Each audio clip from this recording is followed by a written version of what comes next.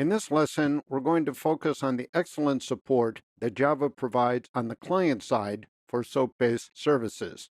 In the last lesson, we had a quick look at the WS import utility, shown here in this first bulleted point, and this utility goes against the WSDL provided with the SOAP-based service. The WS import generates a bunch of classes that the client can use to contact the service. In the case of the RAN service and the WS import utility, the generated classes of interest are shown below in three groups. So you see next1.java, that represents a request to the next1 operation. Next1 response, of course, is the corresponding response that comes back. Next_n is the request. Next_n response is the response back from the service. Now, in effect, these four classes could have been produced with the XJC utility that we saw much earlier. In other words, these four classes are produced from the XML schema that comes with the WSDL document. With WS import, you might say XJC, the utility we used earlier, is under the hood. There are two additional classes of interest. RAN service is an interface that describes the invocation syntax for the next1 and next_n operations, and RAN service, we'll talk about the peculiar name a bit later, is an implementation of that interface, and it provides some additional details. Now, there's a very close connection between the classes generated, in this case these six, and the WSDL. But before we jump headlong into the details of the WSDL, it's XML, it's not very pretty, it will be useful to have an overview.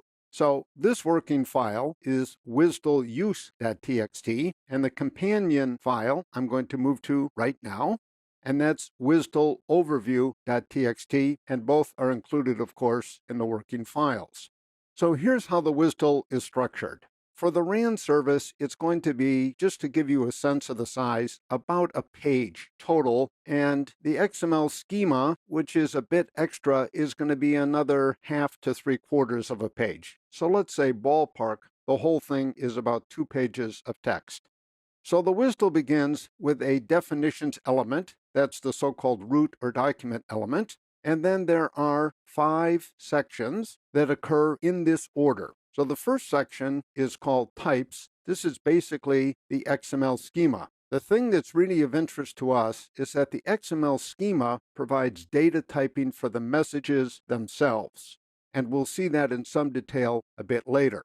The messages section is simply a listing of all of the messages that occur in the type section. So it's just an inventory, if you like, of the messages. The port type is very close to what a programmer would call an interface, so it provides lots of general information about the service. Of most interest to programmers is it explains what I'm going to call the conversational pattern. That is, it explains which side, service or client, generates which messages and in which order. So for example, let's take the RAN service. The RAN service follows the request-response conversational pattern.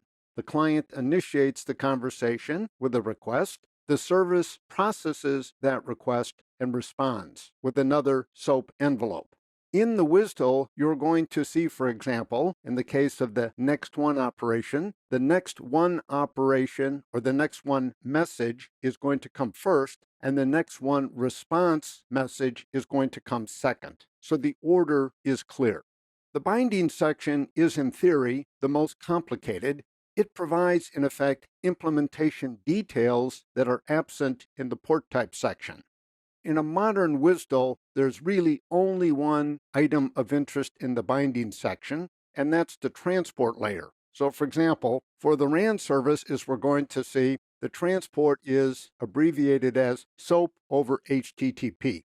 In other words, the transport is HTTP, but it might be something else, SOAP over TCP, or SOAP over some proprietary protocol. In theory, you also might have one binding for SOAP 1.1 and a different binding for SOAP 1.2, but this is unusual. In theory, then, you could have a number of binding sections, but typically there's only one. Finally, the service section puts everything together. it combines, you might say, all of the above to define the service, and that's done with so-called port elements. And a port is simply a port type, if you like, an interface, plus a binding, if you like, an implementation. As many bindings as there will be exactly that many ports. For the RAN service, there is one binding, hence one port. There is always only one port type. So the only multiplicity you'd ever have would be in the bindings. This general view of the WSDL will help, I think, when we get into the details, and we're going to do that in the next lesson.